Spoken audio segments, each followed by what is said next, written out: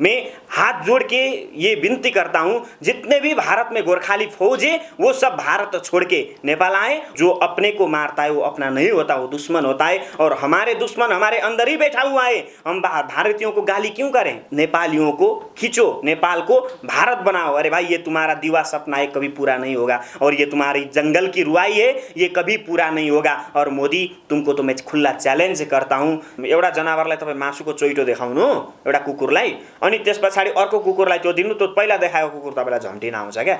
नेपाल को छेड़ रहे, नेपालियों को छेड़ रहे। और मैं यहाँ से भारतीयों को तो छोड़ो, भारतीय मीडिया ये कुत्तागिरी करने वाले और जो नरेंद्र मोदी कर रहा है वो अपने देश के लिए कर रहा है, उसको भी गाली करके कोही फाइदा नहीं है। जबकि देशलाई उनीहरूको आवश्यकता छ। नेपाल प्रहरी के का लागि, नेपाली सेना के का लागि, आर्मी के का लागि? किनभने धर्मको सबैभन्दा ठुलो पाठ यही हो कि तिमीले आफ्नो देशको लागि, आफ्नो माटोको लागि र आफ्नो चाहिँ सम्पूर्ण परिवारको लागि, यो देश भनेको त मेरो घर हो र यहाँ जति पनि बसोबास गर्नुहुन्छ उहाँहरू सबै मेरो परिवार हुनुहुन्छ। 2-4 पैसामा आफ्नो देशलाई बेचेर जसले आज यो देशको हालत बनाइरहेका छन्, उनीहरूलाई तपाईको जनताको खुन चुसेर चाहिँ मोटाउन पल्केका किर्ना जुकाहरू हुन्। यिनीहरूले जनतालाई मार्नको लागि, कोरोना केही पनि होइन, सम्भव छ।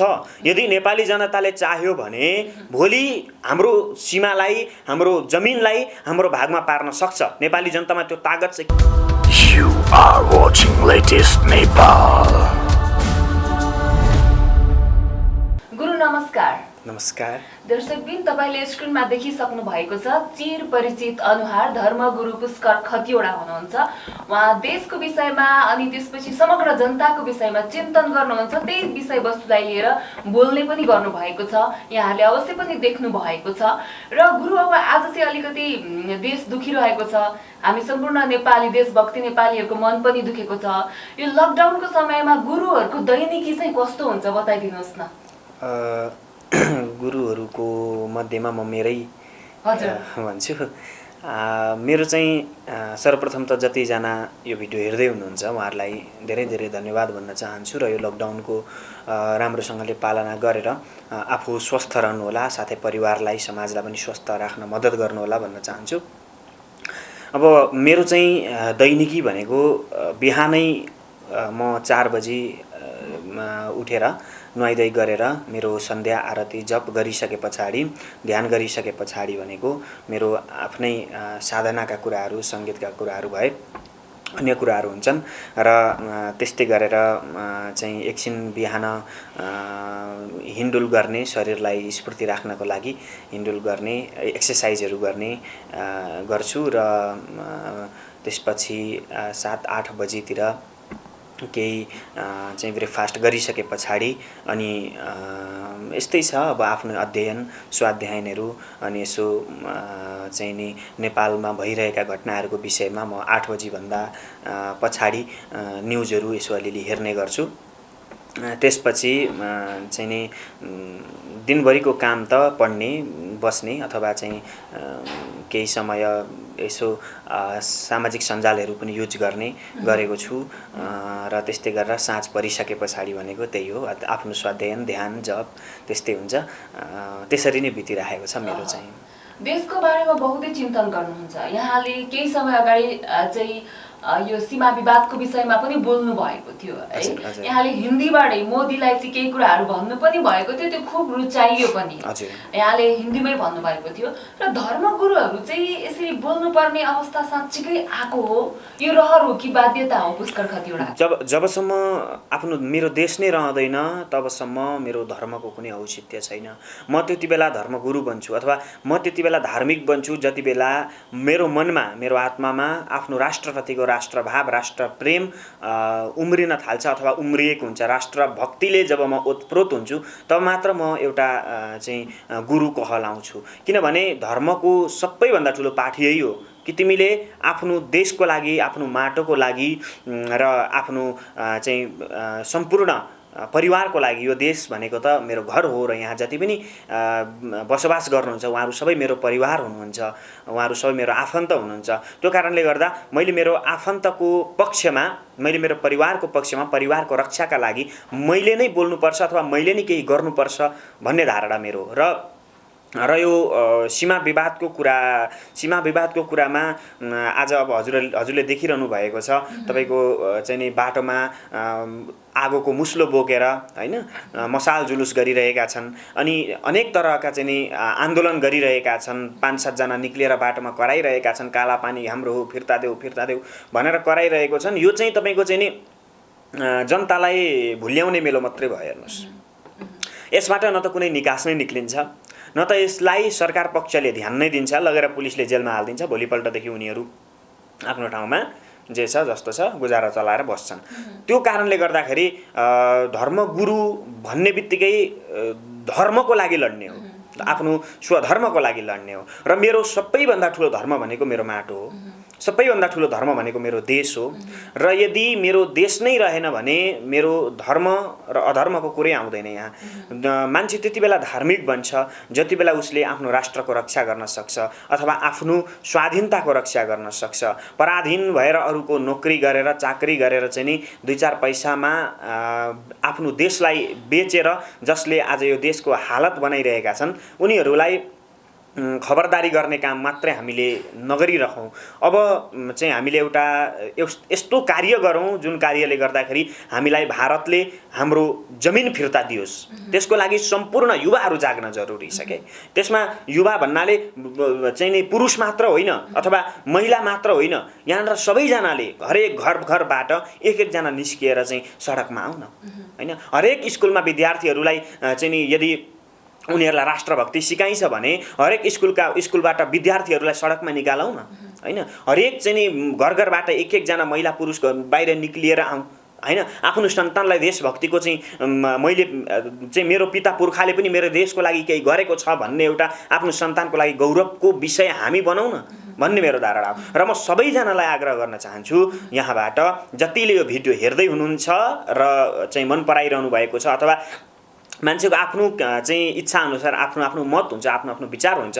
सबैले मन पराइदिनु पर्छ अथवा सबैले मान्नै पर्छ भन्ने कुरा बिल्कुलै होइन र जसमा देशभक्ति चाहिँ नि कुटकुट भरिएको छ जसमा देशभक्ति धेरै भन्दा पनि धेरै छ उनीहरूले यो कुरा अवश्य सुन्नेछन् र अब हतियार उठाउनुको विकल्प छैन अब यहाँले यसो भनिरहँदाखेरि त जहिले पनि जनता बलिको बोका नै भएका छन् हैन राजनीतिज्ञले चाहिँ कूटनीतिक सम्बन्ध चालेर हाम्रो गुमेको चाहिँ जमिन फिर्ता ल्याउने हो कि अब फेरि पनि जनता ल्याउँदैनन् यिनीहरूले जसले जुन चाहिँ जमिन बेचिसकेको छ जुन चाहिँ दिइसकेको छ त्यो ल्याउँदैनन् अब हेर्नुस् यति धेरै यिनीहरूले चाहिँ हामीलाई पागल बनाइरहेको छन् मूर्ख बनाइरहेका छन् जनता बलिको बोको बने तर त्यो जनताको कमजोरी थियो उनीहरू पार्टीको लागि भने उनीहरू चाहिँ नेताको लागि भने नेताको कार्यकर्ता बनेर भए र आज त देशको कुरा आएको छ नि त यहाँ आफ्नो देशको स्वाधीनताको कुरा आएको छ राष्ट्रभक्तिको कुरा आएको छ भने यति बेला जनता बलिको बोक होइन जनताले हाम्रा जुन अराजक तत्त्वहरू छन् हामीलाई मार्न खोज्ने हामीलाई नाश गर्न खोज्ने हाम्रो चाहिँ जमिन हडप्न खोज्ने हामीलाई बेघर बनाउन खोज्ने जति पनि त्यस्ता छिमेकीहरू छन् उनीहरूलाई चाहिँ बलिको बोको बनाउने समय आएको छ र अर्को कुरा अब हेर्नुस् न लकडाउनको बेला छ लकडाउनको बेलामा चाहिँ हाम्रो सरकार यति धेरै बाटो छ तपाईको 2-4 ठाउँमा बाटो खन्न लगाइरहेको छ यति बेला है र जनताको ध्यान चाहिँ सरकारले राम्रो काम गरेको छ भनेर त्यता जाओस् भनेर जनताको ध्यान भड्काइरहेको छ हैन र चाहिँ तपाईको लकडाउनको बेला छ राष्ट्रपतिलाई तपाईको करोडौंको गाडीमा चढेर सयौं जना सिक्युरिटी गार्डका साथमा हिँड्नु पर्ने हैन यस्तो यो राष्ट्रको माहौल छ एउटा यस्तो राष्ट्रको यो हालत छ यस्तो अवस्थामा सम्पूर्ण नेपाली जनता त अब जाग्न जरुरी छ हाम्रो खुन सारै सेल आयो हामीले चाहिँ धेरै सयौं हामी सगरमाथा जस्तै अडिग भएर हेरिरह्यौं बसिरह्यौं हैन माटो जस्तै स्थिर भएर हेरिरह्यौं बसिरह्यौं तर अब हेरेर बस्ने टुलु हेर्ने बेला होइन र नेपालका 71 वटा जिल्लामा चाहिँ सीमा चाहिँ यो विवाद छ हैन सीमा हामी लुटिएका छौं बेचिएका छौं जे भनौं हैन र अब यो फिर्ता ल्याउने कुरामा जनता नै एकजुट हुनुपर्छ यहाँले भनिहाल्नु भयो अब जनता एकजुट हुनका लागि पनि यो लकडाउनको समय जुन छ त्यो नियममा बस्नु पर्यो केही समय त हामीले प्रतीक्षा पनि गर्नु पर्यो आफ्नो घरबाट गर्ने कुराहरू पनि गर्नु पर्यो त्यो ठाउँमा यहाँले भन्नु भएको थियो कि भोलि गएर चाहिँ त्यहाँका भारतका मान्छेहरू आएर नेपाली चेलीबेटीलाई बलात्कार गर्नेछन् त्यो बेला हामीले ठुलो हेरेर बस्नु पर्ने छ भन्नु भएको थियो त्यो घटना त केही समय अगाडि सिमानामा भइरहेका समाचार हामीले पढिरहेका छौं सरकार हेरेर बसेको छ भन्दा केही पनि फरक पर्दैन। त्यसको लागि भए पनि यो लकडाउन कम भएपछि जनता एकजुट हुनु अति नै आवश्यक छ। त्यो कसरी सम्भव? कोरोना केही पनि होइन, सम्भव छ। यदि नेपाली जनताले चाह्यो भने भोलि हाम्रो सीमालाई, हाम्रो जमिनलाई हाम्रो भागमा पार्न सक्छ। नेपाली जनतामा त्यो तागत छ, किनभने यो खुन भनेको वीर गोर्खालीको खुन हो। जब यो खुन तात्छ तब यो खुन तातेपछि एक थोपा खुनले सारा चाहिँ नि रणभूमिमा आगो लगाउँछ। त्यतिसम्म चाहिँ यो नेपाली जनताको खुन भनेको आगो हो। त्यो कारणले गर्दाखेरि र अर्को कुरा जुन नेपाली जनताको घर घरमा पसेर मैले जुन मेरो लाइभमा भनेको थिएँ भोलिको दिनमा त्यो चाहिँ भोग्नुपर्छ कि हाम्रा छोरी चेली आमा दिदी बहिनी सबैजनालाई विदेशीहरूले आएर हाम्रो घरभित्र पसेर हाम्रा छोरी चेलीलाई बलात्कार गर्नेछन् अनि हामी त्यति बेला टुलु टुलु हेरेर बस्नेछौँ। हाम्रा दाजुभाइलाई, हाम्रा बाबा बुवा काका बडाउ, हाम्रा आफन्त, हाम्रा चाहिँ चेलाहरूलाई विदेशीहरूले आएर लात्ताले हानी भकुरी चाहिँ मार्नेछन्। त्यति बेला हामी टुल्लु टुल्लु हेरेर बस्नुपर्नेछ। त्यो समय यदि यस्तै हुँदै जाने हो भने अब धेरै टाढा छैन। किनभने रातारात भारतले मान्छेको घरको आँगनमा गएर चाहिँ पिल्लर गाडेको छ। यत्रो हिम्मत कसरी आयो भारतलाई? यत्रो हिम्मत कहाँबाट आयो? र सरकार यसमा चुइक्क बोलेको छैन। किनभने सरकारले यसमा नजरअन्दाज गरेको छ। किनभने यसको बापत उनीहरूले कति खानु हो खाइसकेका छन् र यिनीहरूले त्यो पचाइसकेका छन्। अब यिनीहरूले उकेल्न सक्ने उनीहरूको औकात छैन, उकेल्न सक्ने यिनीहरूको चाहिँ क्षमता छैन। त्यो भएको कारणले गर्दा जनतालाई दिग्भ्रमित बनाएर चाहिँ यति बेला चाहिँ तपाईँको एमसीसीको कुरा ल्याएर यो जनतालाई भड्काउन खोजिरहेका छन्। यति बेला चाहिँ नि कहीँ सडक खनेको र के गरेको भनेर जनतालाई भड्काउन खोजिरहेका छन् र 5 जना 10 जना 15 जना 1000 जना जनता निक्लिएर अब केही पनि हुनेवाला छैन। र भारतको कुराकानी गर्नु पर्दाखेरि भारतका नेतादेखि जनतासम्मले नेपालीहरूलाई चाहिँ बार गरी के भनेर समाचार बनाइदिने। अब दिवेश पोखरेल पनि हाम्रो चाहिँ भारतको हो भनेर समाचार यहाँले ट्रोल अवश्य पनि देख्नुभयो होला। अनि त्यसपछि अब जमिन पनि एकत्र ठाउँमा हाम्रो मिचेकै छ। समाचार पनि सगरमाथा कहिले चाहिँ हाम्रो गौतम बुद्ध जन्मिएको भनेर यतातिर हो भन्ने, उतातिर फेरि त्यसो भन्ने। जो पनि यी ठुल्ठुला मान्छेहरू चाहिँ हाम्रैमा जन्मिएका हुन्, भारतले यसो भन्नु चाहिँ यो नेपाललाई हेपेको भन्ने त बुझ्छौँ। त्यसको लागि चाहिँ हामी नेपालीले के गर्न सक्छौँ?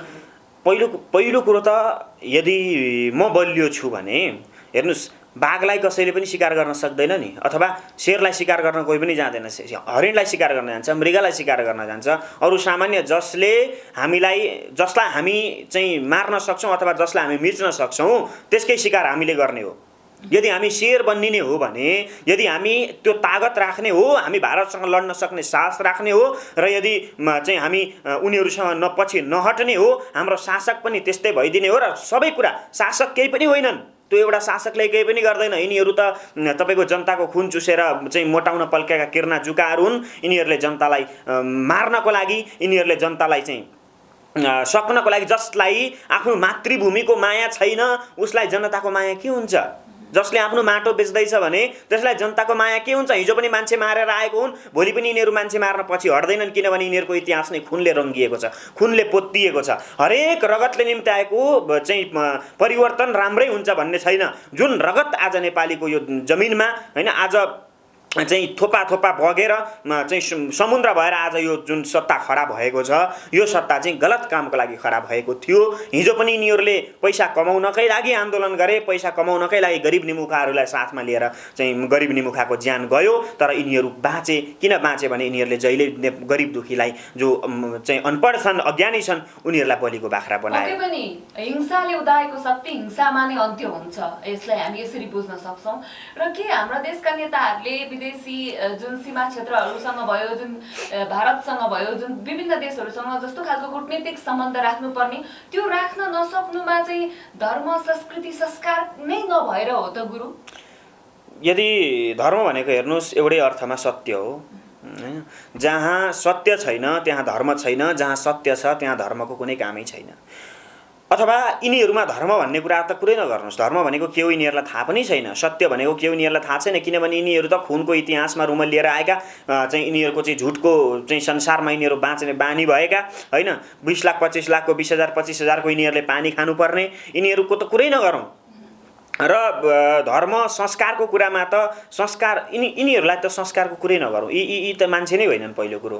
यिनीहरू त जिउँदा जाग्दा नरपिशाचहरू हुन्, राक्षसहरू हुन्, जनावरहरू हुन्। जनावरमा संस्कार हुँदैन, आफ्नो स्वार्थको लागि हो। उसलाई यदि एउटा जनावरलाई तपाईँ मासुको चोइटो देखाउनु एउटा कुकुरलाई, अनि त्यस पछाडि अर्को कुकुरलाई त्यो दिनु, त्यो पहिला देखाएको कुकुर तपाईँलाई झम्टिन आउँछ क्या। हो त्यो नै हुन् यिनीहरूको। त्योभन्दा ठुलो हैसियत छैन। केपी ओलीको के हैसियत छ हैन? राष्ट्रपति विद्यादेवी भण्डारीको के हैसियत छ? यिनीहरू को हुन्? यिनीहरू कोही चाहिँ धर्म सम्राट हुन्? यिनीहरू कोही महाराजा हुन्? यिनीहरूको इतिहास के छ? हिजोसम्म खाना नपाएर प्याक परेर चाहिँ भोके नाङ्गेहरू अहिले आएर चाहिँ तपाईँको सत्ता पड्काएर बसेका छन्, नेपाली जनतालाई लुटेका छन्। अनि नेपाली जनता यिनीहरूकै अन्धभक्त भएर अझै पनि यिनीहरूकै दुहाई दिँदै हिँड्छन्, अझै यिनीहरूकै चाहिँ गुणगान गाउँदै हिँड्छन्। अनि नेपाल सेना, नेपाली प्रहरी, नेपाल आर्मी हैन, यिनीहरू पनि उनीहरूकै चाहिँ चाकरी गरेर बसिरहेका छन् अहिले। जबकि देशलाई उनीहरूको आवश्यकता छ। नेपाल प्रहरी केका लागि, नेपाली सेना केका लागि, आर्मी केका लागि? जब राष्ट्रमा जब चाहिँ राष्ट्र सङ्कटमा पर्छ तब नेपाली सेनाको जरुरत पर्ने हो हैन। यति बेला नेपाली सेनाले सरकारको आदेशको पालना गर्ने होइन। यति बेला नेपाली सेना हतियार बोकेर कालापानी जानुपर्छ, लिपुलेक जानुपर्छ र भारतसँग युद्धको घोषणा गर्नुपर्छ। किनभने यो युद्ध भनेको धर्मयुद्ध हो, आफ्नो राष्ट्रको धर्मको लागि गरिने युद्ध हो। त्यो भएको कारणले गर्दाखेरि सम्पूर्ण नेपाली जनता, कति करोड छन् त्यो 3 करोडभन्दा सायद धेरै छन् अथवा थोरै छन्, कति छन् नेपाली जनता, ती सबैले चाहिँ सैनिकलाई साथ दिन चाहिँ तयार छन्। र यदि नेपाली सेना सक्दैन, नेपाल सरकार सक्दैन भने नेपाली जनतालाई सुम्पिदियोस् हैन। नेपाली जनतालाई सुम्पिदियोस्। भोलिको दिनमा म आफ्नो ठाउँबाट मेरो क्षमताले भ्याएसम्म कतिजना चाहिँ युवालाई हुन्छ म लिएर म कालापानी जान तयार छु। म आफ्नो राष्ट्रको लागि मर्न अनि मार्न तयार छु। यहाँ यसो भनिरहँदाखेरि अलिकति अब भारतीय जनताले अनि भारतीय व्यक्तिहरू समक्ष पनि पुग्ला नेपाली अनि त्यसपछि भारतीय जुन हामीलाई सिमाना क्षेत्रमा जस्तो खालको व्यवहार भएको छ त्यो बारेमा अलिकति हिन्दीमा केही भनिदिनुहुन्छ कि गुरु मेसेज दिनुहुन्छ कि? बिल्कुल। मैं भी भारत में ही बैठ के पढ़ लिखा हूँ और जब मैं भारत में पढ़ता था मैं वहाँ देखता था कि बहुत लोग गरीब है, भिखारी लोग हैं और कभी भी मुझे ऐसा नहीं लगा कि ये मेरे से अलग देश है और मैं ये देश का नागरिक नहीं हूँ। मैंने सोचा मैं भी यही देश का हूँ, लेकिन मेरा सबसे बड़ी भूल वही थी। क्योंकि जब भारत की बात आती है, भारतीय मीडिया की बात आती है, ये लोग तो बिल्कुल कुत्तागिरी कर रहे हैं, नेपाल को छेड़ रहे, नेपालियों को छेड़ रहे। और मैं यहाँ से भारतीयों को तो छोड़ो, भारतीय मीडिया ये कुत्तागिरी करने वाले और जो नरेंद्र मोदी कर रहा है वो अपने देश के लिए कर रहा है, उसको भी गाली करके कोई फ़ायदा नहीं है। मैं यही बोलना चाहता हूँ कि तुम लोगों को पाकिस्तान से या चाइना से जितना प्रेशर है और तुम लोग सीमा में अपनी सीमा रक्षा के लिए जितना भारतीय माँ विधवा हुई है और जितना भारतीय माँ की कोख उजड़ा हुआ है, वो सब आप लोगों को समझना चाहिए कि नेपाली बेटा मरने से और नेपाल की ज़मीन आप लोगों ने छोड़ो, तुम लोगों ने हड़पने से नेपालियों को भी वही हालत होगी। और जो मोदी जी को मैं ये बात कहना चाहता हूँ कि अगर आप अपने राष्ट्र की रक्षा कर रहे हो तो हम भी अपने राष्ट्र की रक्षा करना जानते हैं। और जो भारत में बैठे हुए गोरखाली सेना, गोरखाली फौज भाइयों, मैं आपको ये मैसेज करना चाहता हूँ कि आप लोग अब भारत के सीमा को छोड़ के नेपाल आइए और नेपाल की रक्षा कीजिए, क्योंकि अब आपको भारत में बैठने का कोई औचित्य नहीं है और भारत की रक्षा करने का कोई औचित्य नहीं है, क्योंकि आपकी माँ को वही भारतीय लोग आज मार रहे हैं, बलात्कार कर रहे हैं आपकी माँ को। और आप लोग जो अपने माँ को बलात्कार कर रहा है वही भारत को रक्षा करते हुए आप लोग वहाँ बैठे हुए हो।